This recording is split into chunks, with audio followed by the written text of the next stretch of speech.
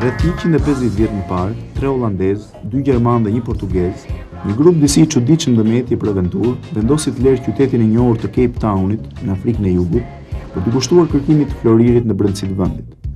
Eksploratorët kombësive të ndryshme kishin vënë re gjatë udhëtimeve të tyre se fisët zezake në thellësitë të territorit dispononin zbukurime ari dhe kishin mjaft të zhvilluar teknologjinë e përpunimit të tij. Kur 6 muskëtierët e parë u nisën drejt brendësisë kontinentit, Cape Town ishte në atë kohë jo vetëm qyteti më i njohur Afrikës, por mbi të gjitha një qendër krejt e veçantë, në të cilën gjendeshin kombësitë kryesore të Europës dhe sundonin marinarët.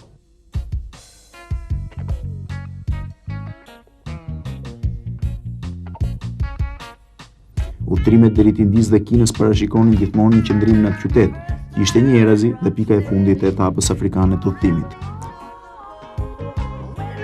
Nuk dihet se sa ka zgjatur udhëtimi i tyre nëpër xhungullet afrikane dhe pyet e mrekullueshëm plot kafshë të egra, por dihet se ata u vendosën në një pllaj 1600 metra mbi nivelin e detit, me një klimë të mrekullueshme, të cilës i vune emrin Johannesburg, për nder të Johanit, gjermanit që ishte më i moshuari i tyre.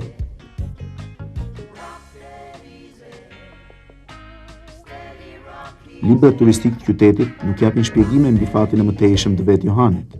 Gjermani i moshuar, që i dha emrin qytetit, mund të ketë vdekur aty, në Cape Town apo në ndonjë qytet të vogël të vendindjes së tij.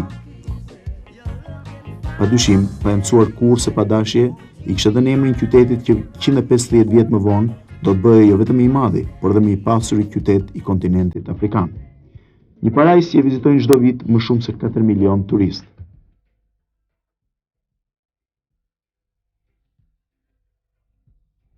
Zhvillimi i Johannesburgut ndoqi po atë logjik të qyteteve të Amerikës Veriut. Kasollet prej balte dhe kashte, të ndërtuara nga grupi i parë prej 6 vetësh, u pasuan nga shtëpitë e kërkuesve të floririt, nga fermerët dhe më pas nga industrialistët. Në fillim të shekullit ai ishte qyteti i dytë i Afrikës së Jugut, pas Cape Townit, ndërsa pas luftës bojere, në 1911, u bë qendra më e rëndësishme në vend. Në të u vendosën shumë anglezë dhe skocezë, të cilët krijuan perandorinë e parë anglosaksone më të rëndësishme të Afrikës. Afër luftës së dytë botërore, Afrika e Jugut ishte shteti më i zhvilluar i kontinentit të zi, dhe gjatë konfliktit, ushtria e saj u rendit kralëatëve. Ajo kishte arritur një mirëqenie të admirueshme, nisur nga pasuritë e mëdha minerare, midis cilave numërohen diamantet, floriri, platini, uraniumi dhe prodhimet e tjera, si frutat, verrat dhe industria elektronike. Kjo e fundit mori hovë sidomos pas viteve 1960. Në fillim të këtyre viteve, Republika e Afrikës së Jugut ishte jo vetëm vendi më i fuqishëm ekonomik i kontinentit, por edhe një nga ato pak vende ku pushteti i të bardhëve mbi të zinj ishte sanksionuar me ligj. Rënia e Rodezis, dyshimi i emrit saj në Zimbabwe dhe lufta në Namibi i dobësoi pozitat e të bardhëve në Afrikën e Jugut. Si pasojë e kësaj, në fund të viteve 70, Afrika e Jugut vendosi ligjërisht sistemin e apartheidit, i cili në të vërtetë që zbatuar prej më shumë se një shekulli. Sipas këtij ligji të bardhët kishin të gjitha të drejtat, ndërsa të zinjt vetëm pak të tilla. Zezakët nuk mund të merrnin pjesë në votime, nuk mund të jetonin në lagjet e brendshme të qytetit dhe pranë vendbanimeve të të bardhëve. Nuk mund të shkonin në shkollat ku mësonin ata dhe as të hipnin në të njëjtët autobus. Ata ishin detyruar të jetonin në geto, me njëra të cilave ishte ajo e Sovetos, dhe i nënshtroheshin një ndalim qarkullimi që limitohej në orën 18 në dimër dhe në orën 20 në verë. Pas kësaj ore, policia kishte drejtë që qëllonte mbi ta pa paralajmërim, nëse endesh në rrugë, por më shumë asnjë zezak nuk kishte drejtë të shkelte në Johannesburg pa qenë pajisur me një leje speciale nga policia dhe pa qenë shoqëruar nga padroni i tij i bardhë.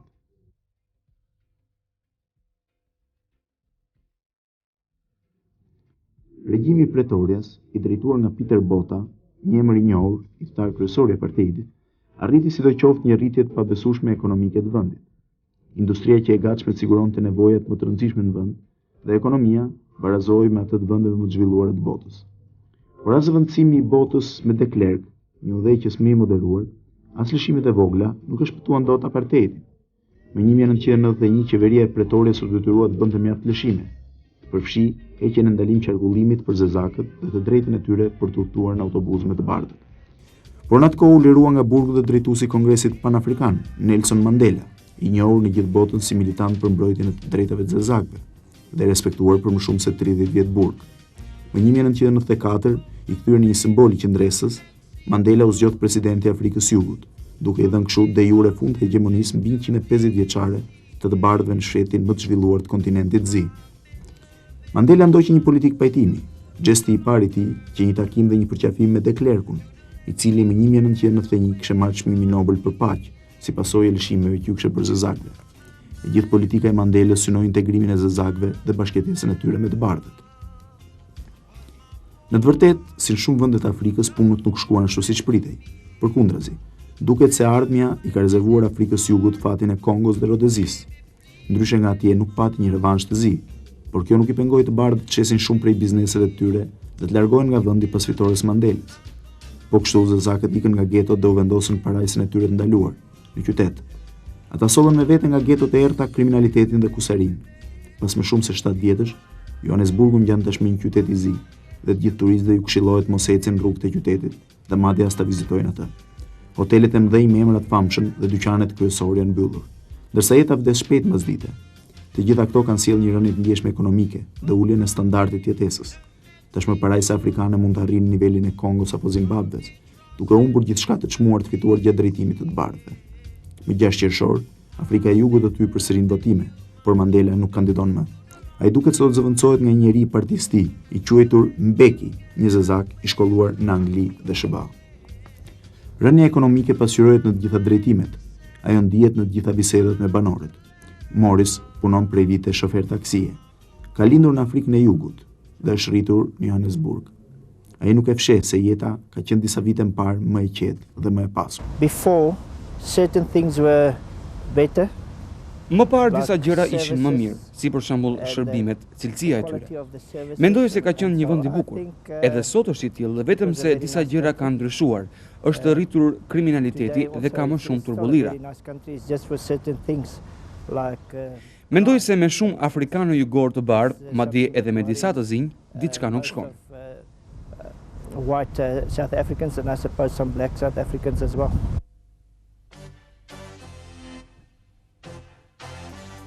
Jashtë problemit politik dhe kontradiktave midis të bardhëve dhe të zinjve, Afrika e Jugut mbetet një vend i mrekullueshëm. Nga të paktat parajsa të vërteta turistike të globit. Vendi ka disa mijëra kilometra vijë bregdetare në të cilën shtrihen qytete magjepës, si Cape Towni apo Durban, si dhe shumë parqe natyrore. Më i madhi prej tyre, Kruger National Park, shtrihet gati 350 km larg Johannesburgut. Sipërfaqja e tij është më e madhe se ajo e Shqipërisë, gati 29000 km2, dhe në të gjenden të gjitha kafshët e kontinentit, duke filluar nga elefantët, luanët, gjirafat e deri te krokodilët, majmunët dhe dërat e egër.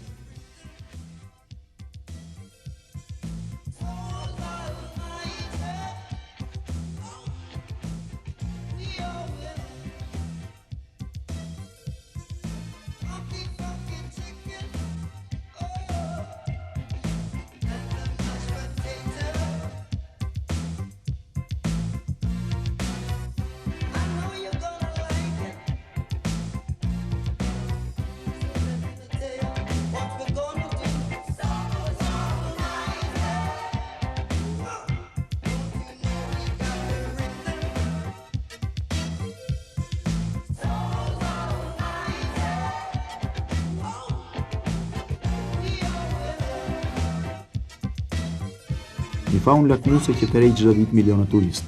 Turizmi është ndruar në një nga industritë më fitimprurse të Republikës Afrikës Jugut.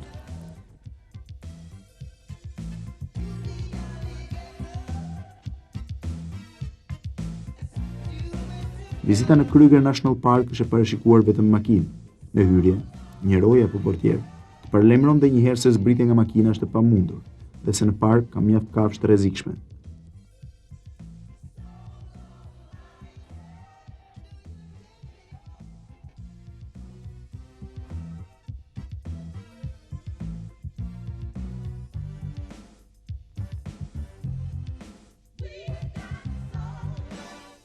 Ata sjellin si shembull klandestinët Mozambikas, kalojnë kufirin legalisht për të punuar në Afrikën e Jugut. Shumë nga ata përfundojnë si prej luanëve dhe kafshëve të tjera, në territorin e Kruger Parkut, ku besojnë se do të kalojnë pa u vënë nga rojet e kufirit.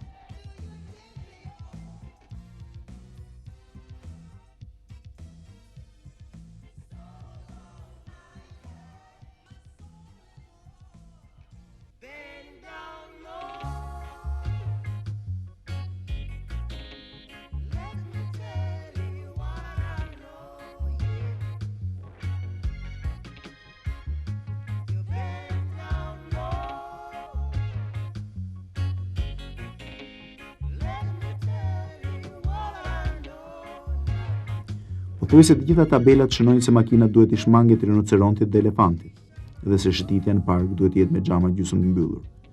Pranë 2-3 liqeneve është ndërtuar një qendër vëzhgimi, e gjitha e rrethuar me hekura dhe masa të tjera sigurie. Sipas rojeve të parkut, pothuaj çdo muaj 2 ose 3 turistë bien prej kafshëve, si pasojë e pakujtesisë së tyre.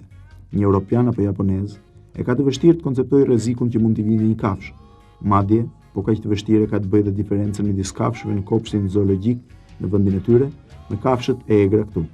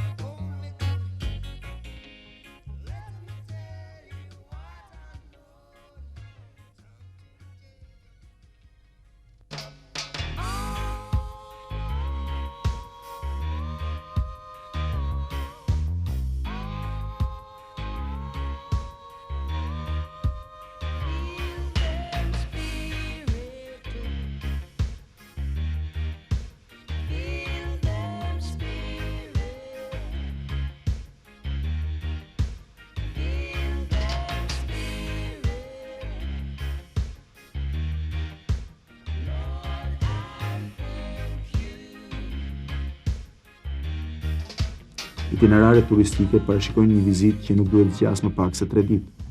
Kjo është kohë e domosdoshme për të parë gjithë kafshët e egra të parkut.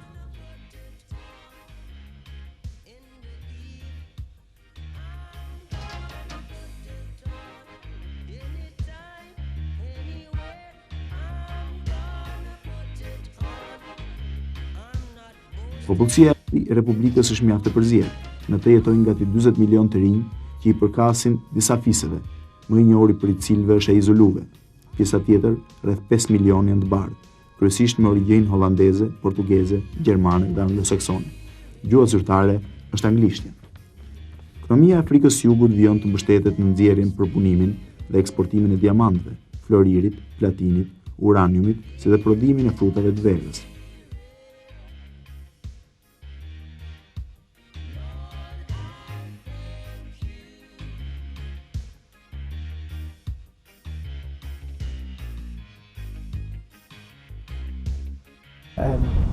Gold.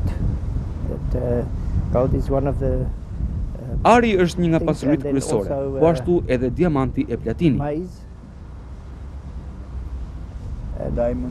diamonds, and then Gold.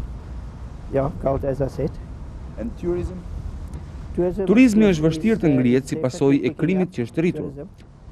Although we were afraid because of the crime that it will go down, but hopefully things will come better. Por unë mendoj se do të bëhet më mirë dhe pastaj turizmi do të rrimë këmbët shumë më tepër se sa tani.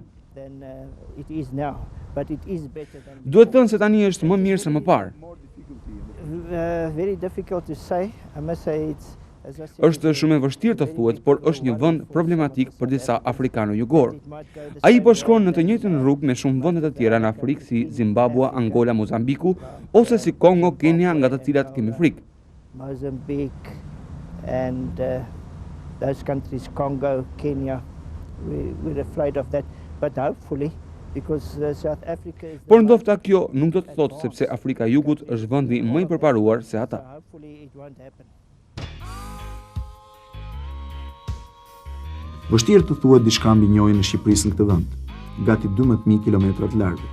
Midis dy luftrave, aty kishte një komunitet modest shqiptar, prej 3 tregtarësh dhe 2-3 aventurierësh, kryesisht pinjoll të familjeve të pasura. Në mes të viteve 60, ky u pasërua me shumë zezak marksist-leninist, që kishin studiuar apo qenë stërvitur për luftë guerrile në shkollat ushtarake shqiptare. Një prej tyre ishte edhe presidenti aktual i Kongos, Kabila, dhe shoqja e Mogabit, kryeministit të Zimbabves. Të gjithë ata flisin një gjuhë korrekte dhe njihnin mentalitetin shqiptar. Por prania e shqiptarëve të vërtet u shënua më 1981, kur Leka Zoku, së bashku me familjen e tij, mbriti në Johannesburg. Sipas mbretit, ai gjeti aty vetëm një shqiptar nga Turqia që merrej në tregtinë e qilimave. Siç mendohet, komuniteti u pasurua pas ndryshimeve të vitit 1990. Dy shqiptarët e parë post-komunist ishin një familje me origjinë minoritare që kishin të afërmit e tyre aty. Menjëherë pas tyre, po më 1991, mbritën dhe 2 vëllezër nga Korça, Artur dhe Hector Jalla. Ishe emigrant në Greqi, ata kishin ndruar gjithmonë destinacionin e çuditshëm dhe egzotik, Johannesburgun. Kështu mbritën një ditë vitit 1991, me një çantë në dorë dhe vetëm $1.000 në xhep. Arturi kujton tani çdo detaj të asaj aventure të pabesueshme. Ditën e parë u vendosën në një bar në qendër të qytetit, në lagjen e quajtur Hillbrow, një nga lagjet më luksoze të Johannesburgut. Ai kishte filluar të shkatrojë nga invazioni i zinjve. Arturi dhe Hektori u vërtitën disa ditë në rrugët e qytetit. Derisa falnjojës së greqishtës u punësuan në një hotel me pronar grek. Një vit më pas, mbriti aty dhe një shoku i tyre, Gazmend Shabanaj nga Elbasani. Është ajo ndërtesa aty taku? Çfarë punë bëni? Unë me Gazin filluam menaxher në hotel, nësa vllai im ka filluar kuzhia. Po kishit avantazhe nga fakti që ishit bardh? Afenikoj ishte grek. Nuk s'para këtu Hillbrow ishte një pjesë që nuk para pyetin çfarë, nuk shikonin gjuhën e lëkurës si bardh apo zi. Të shikonin thjesht si njeri. Unë thjesht e kisha ëndër. Ishte vështirë, nuk e prisja ti ishte shumë vështirë. Bile nuk e sesh për turp të thuash, me një çantë kam ardhur, edhe ripi çantë su këput. Jem vërtitur 4 ditë në rrugën e Johannesburgut, derisa gjetëm atë klubin që në qova. Kishit në gjë me vete në gitarë dhe me... Kishim $1.000 në gjë. Në atë e filmon. Ish student të shkollës bashkuar, Arturi dhe Gazmendi ndanin fatet ndryshme. I pari ishte diplomuar pak para vitit 1990 dhe për disa kohë kishte punuar si oficer në qafën e Kazanit, një vend i izoluar malor pranë kufirit me Greqinë në Kolonjë. Gazmendi ishte student në shkurt 1991, kur u shëm për mendorja e Enver Hoxhës. Ai zhvesi uniformën ushtarake, u bashkua me studentët demonstrues dhe pak kohë më vonë u largua për Greqi. Asnjë prej tyre nuk është kthyer më në Shqipëri që nga ajo kohë. Komuniteti shqiptar numëron tashmë jo më pak se 40 vetë, të vendosur kryesisht në Johannesburg dhe 2-3 vetë në Durban. Ndryshe nga shumë komunitete të tjerë jashtë, ata kanë një solidaritet të çuditshëm dhe kurajo për t'u admiruar. Më shumë se 7 vjet pas vendosjes, kanë arritur të kenë një stabilitet financiar dhe pronat e tyre. Duke shfrytzuar largimin e të bardhëve nga Afrika e Zezakëve, kanë arritur të blejnë me çmime të favorshme pronat e tyre në lagje që tashmë nuk kanë më qetësinë e parë. Arturi është pronari një hoteli, një diskoteke, një bari dhe disa dyqanesh në Germiston, një lagje dominuar kryesisht nga Zezakët. Vllai i tij Hektori së bashku me një djalë nga Patosi, të quajtur Shenasi Lamaj, është pronari i supermarketi modern, ndërsa Gazmendi menaxhon një bar.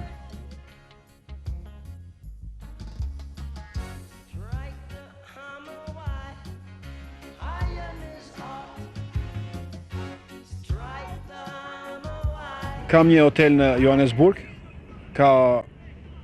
kryesisht është për zezakët, ka një disko dhe një pub. Ke probleme me zezakët? Probleme ka kryesisht fund jave, ka dje që po pate punë me disko, me bare, do kesh dhe probleme. Po jo serioze. Janë njerëz që konsumojnë shumë alkoolin. Ka të bëjë me njerëz që pinë, në shumë të rasteve. Ka mëri midis barëve dhe cive? Antijet edhe? Nuk mund ta konsiderosh si mëri, po nuk parapërzihen shumë janë të ndarë klubet e të barëve dhe klubet e zezake. Ka dhe kështu multiracial që i thonë që vend përzihen, po nuk mund të thush që ka mëri, për arsye se që kur fitoi partia e Nelson Mandelës, mërit u lanë më njanë, kështu u tha domon. E them me plot gojë se mund të jemi komuniteti më fat shqiptar jashtë atë dheut. Fillimisht kemi kaluar si të gjithë shqiptarët në emigracion, por kemi qenë edhe fatmbar kur i thonë. Jo, unë do ta konsideroja kështu që ti e vendos vetë fatin tënd. Mund ta kërkosh fatin në Afrikë të Jugut, në Australi, në Greqi. Domethënë, ti mund të jesh i lumtur në Afrikë të Jugut, mund të jesh i lumtur në Greqi, mund të jesh i lumtur në Amerikë. Ajo varet si të eci, varet dhe ku të pëlqen ty. Quhem Ektor, jam nga Korça.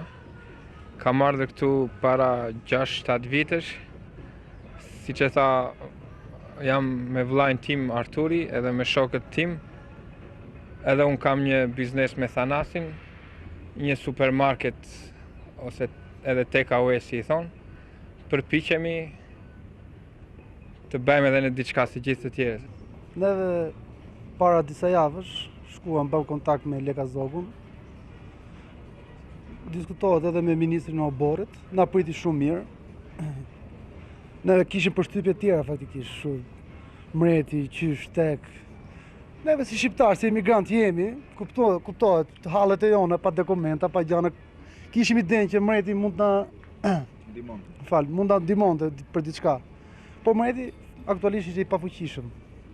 Kishe rënë si i thënë ngushtë për vete, se qeveria aktualisht këtu po e sulmonte, po ashtu dhe tjetra. Artur, sa vjet ke që s'ke ardhur në Shqipëri? Kam që në vitin 1990. Po e di që po kthehesh në Shqipëri do ta njohësh shumicën Korçën jo një. Korçën e Tiranës besoj ta njoh. Afrika e Jugut është një shtet me shumë komunitete. Ka komunitete greke, italiane, gjermane, çifute, portugeze, secili shikon biznesin e tij, secili shikon punën e tij. Fatkeqësisht komuniteti shqiptar nuk pati, sepse ne jemi në të parët që erdhëm këtu, edhe nuk patëm mbështetje. Edhe këtu qëndroi edhe vështirësia jonë, vështirësia që ngojt punë dokumentave, nga që nuk kishim mbështetje.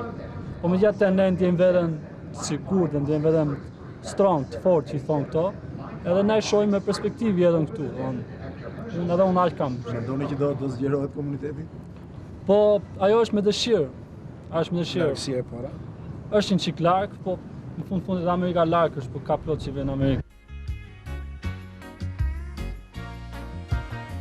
Shqiptarët tregojnë se në fillim kanë arritur në Afrikën e Jugut me ëndrrën për të ndihmuar nga Leka i parë, mbreti i shqiptarëve. Më pas kontaktet e tyre me mbretin pothuajse kanë qenë inekzistente. Leka ka refuzuar t'i pres një kohë gjatë dhe ata nuk kanë shpresuar më tek ai. Por pas ngjarjeve të shkurtit 1999, kur Leka Zogu u ndalua nga autoritetet lokale të Afrikës së Jugut, komuniteti shqiptar ishte gjendur pranë. Kështu, në prill të këtij viti, është regjistruar dhe takimi i parë i komunitetit me Leka Zogun. Aktualisht marrëdhëniet midis tyre janë çliruar dhe të dyja palët shkojnë mjaft mirë. Hoteli Arturit, i quajtur Cavalier Hotel, frekuentohet kryesisht nga zezakët, si dhe diskoja në të. Shqiptarët tregojnë se fillimisht ata u kërcënuan nga zezakët, por nuk u dhe shumë punë për t'u treguar atyre se ishin shqiptarë, dhe se shqiptarët nuk janë si të bardhët e tjerë të Afrikës, ose thënë ndryshe se janë më kurajosë se zezakët. E kanë bërë kaq mirë këtë sa shumë të zinj të lagjeve përreth din fare mirë ku bie Shqipëria, ose din të bëjnë diferencimin midis një bardhi të Afrikës Jugut, që lë pronat për të shpëtuar hegemonisë së zezë, dhe një shqiptari që i merr me shumë kënaqësi ato. Shqipëria ka në Afrikën e Jugut një konsul deri, një çifut të quajtur Roz, por komuniteti atjeshëm nuk është i kënaqur me të.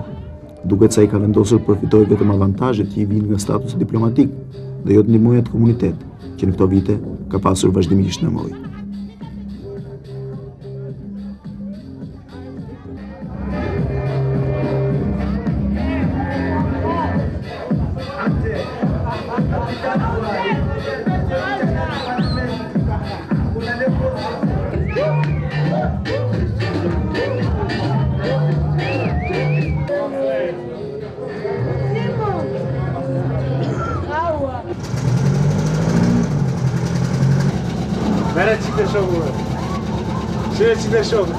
Rroga mesatar në Afrikën e Jugut varet se nga cila anë merr, arsye se është një diferencë ndërmjet të bardhëve dhe të zive. Po, të bardhët sa paguajnë? Jo se është diferencë, po varet për shembull nëpër dyqane, në një dyqan të cilin unë punoj, marr rreth $1.000 në muaj. Po kjo është një nga rrogat nga më të mira për dyqane që mund të themi. Mesatare për dyqane, për një person që punon në dyqan është rrogë e mirë. Dhe edhe njerëz të tjerë, që më them jevgjit ato nuk paga aty është e vogël, ose më them rreth $100. Sa janë shpenzimet, sa mund shpenzojë njeri në Afrikën e Jugut për ushqimin gjatë muajit, jo që bëni një llogari normal? $200 në muaj. $200 në muaj. Vetëm ushqim. Një drek për 2 veta në një lokal. Nëse hyni 2 veta në një lokal normal. Shkon $120. $20. Po në një lokal të mirë, ato $50. Jo më shumë se $50. Hoteli im është $10 natë. Po hotelet e tjera? $3. Mesatari ke $20, $50. Ka dhe me $200. Po, ato janë 5 star. 5 hotel. Është diçka që po makinat si shpjegohet që janë ka? Makinat gjitha që kemi parën shumë të reja. Është vendi që prodhon makinat vetë. Prodhojnë këtu. Ka 40 kazino. Shumë të mëdha. Disa media tuaja krahasojnë me Las Vegas i afrikan, Johannesburgun. E dyta është turizmi. Është shumë i prapur, mbas 94-s, është një nga vendet me turizëm shumë të prapur, turistik. E treta Floriri që Diamantet Floriri. Ju do ta dini De Beers, që janë ato numër 1 në botë për prodhimin e diamanteve. Megjithatë, do të theksojmë që Afrika e Jugut është një shtet shumë i fuqishëm, i gjithanshëm në prodhimin e gjitha degëve të industrisë, ushqimore, tekstile jo dhe ushqimore, industrinë e armëve prodhon edhe shteti fuqishëm ushtarak. Shumë fuqishëm. Është i pabesueshëm informacioni që shqiptarët kanë për zhvillimet në vend. Shumica rrinë zgjuar deri në orët e vona për të ndjekur lajmet nga Kosova dhe diskutojnë ashpër me grekët që nuk përkrahin sulmet ajrore të natës. Ditët e javës janë kryesisht ditë pune, por të shtunën dhe dielën nuk mungojnë të vizitojnë njëri tjetrin. Këto janë dhe mundësit më të mira për të shkëmbyer informacionin dhe për të kujtuar vendlinje. Natyrisht, duke i përzierë bisedat dhe me lajmet më të fundit në vend. Kanë vite atje, por vijojnë të jetojnë me po atë ritëm dhe me po atë psikologji. Kanë shititur nga një vend në tjetër në kërkim të parajsës që ju mungon, në atë vehun e tyre, dhe tani janë vendosur aty. Hektor Jaja tregon se ai ka shkuar edhe në Australi, por aty puna ishte më e rëndë dhe mundësia e fitimit më e vogël. Është kthyer përsëri në Afrikë, duke besuar tek magjia e këtij vendi dhe që ju ka dhënë jo pak. Të rinj, të fortë, ata ngjajnë gjysmë eksplorator e gjysmë aventurier në kërkim të një të ardhmje, siç e kanë ndëruar gjithmonë. Të një të ardhmje ndryshe, që sidoqoftë i lejon këta Magellan apo kolon të shekullit 20 të quhen me gjithë kuptimin e fjalës një komunitet i mrekullueshëm shqiptar në Afrikë.